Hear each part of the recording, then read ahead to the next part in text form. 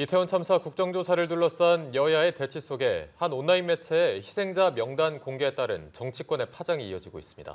네, 내년도 예산안 심사에 대한 삿바 싸움도 본격화했는데 국회 연결해서 자세히 들어보겠습니다. 최지숙 기자. 네, 이태원 참사 희생자 명단이 유족의 동의 없이 공개된 데 대해 국민의힘은 더불어민주당의 책임을 거론하며 날을 세우고 있습니다. 정진석 비대위원장은 오전 SNS에서 명단을 공개한 매체를 비판하며 비열한 선동에 대해 엄정한 법적, 도의적 책임을 물어야 한다고 강조했습니다.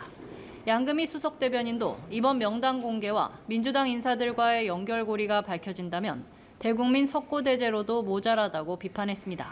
이런 가운데 국민의힘은 오후 이태원을 찾아 참사 현장 인근의 소상공인들과 간담회를 갖고 지원책 마련에 나설 예정입니다. 한편 민주당은 국정조사 필요성을 재차 압박했습니다.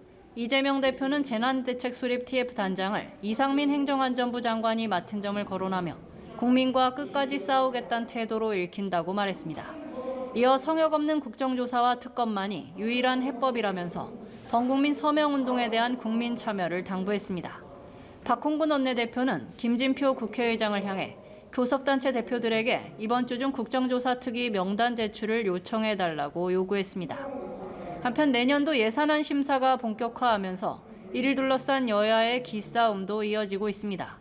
민주당은 경찰국 예산과 이상민 행안부 장관의 업무 추진비 등을 삭감하고 대신 여권이 삭감한 예산을 복원하겠다고 벼르고 있습니다. 기재위는 소위 구성조차 합의에 이르지 않은 가운데 기재위 소속 긴급 기자간담회를 열어 야당의 법안 심의를 위한 실무협의체 구성을 제안했습니다. 이에 민주당은 우선 당내 논의를 거치겠다고 밝혔습니다. 네, 그리고 국회 행정안전위원회는 이태원 참사 현안 질의를 진행하는데 관련 소식도 전해주시죠. 네, 그렇습니다. 행안위는 오늘 전체 회의에서 이태원 참사에 대한 경찰의 대응을 집중 점검할 예정입니다. 앞서 여야 합의에 따라 증인 채택이 이루어진 이임재 전 용산경찰서장과 류미진 총경이 증인으로 출석하는데요. 이 전 서장에 대해선 당일 참사 현장에 늦게 도착한 점과 현장 지휘에 대한 부실 대응 의혹을 확인할 예정입니다. 여당은 이번 참사의 주요 책임자 중 한 명으로 이 전 서장을 지목해온 상태여서 날선 질의가 예상됩니다. 참사 당시 서울경찰청 상황관리관으로 근무한 류 총경을 상대로는 근무지를 벗어나 참사 발생을 서울청장에게 제때 보고하지 않은 과정을 따져 물을 전망입니다. 야권은 꼬리 자르기 의혹을 제기하며 이상민 장관을 비롯한 정부 책임자들의 경질을 요구하고 있어 이를 둘러싼 여야 공방도 벌어질 전망입니다. 지금까지 국회에서 전해드렸습니다.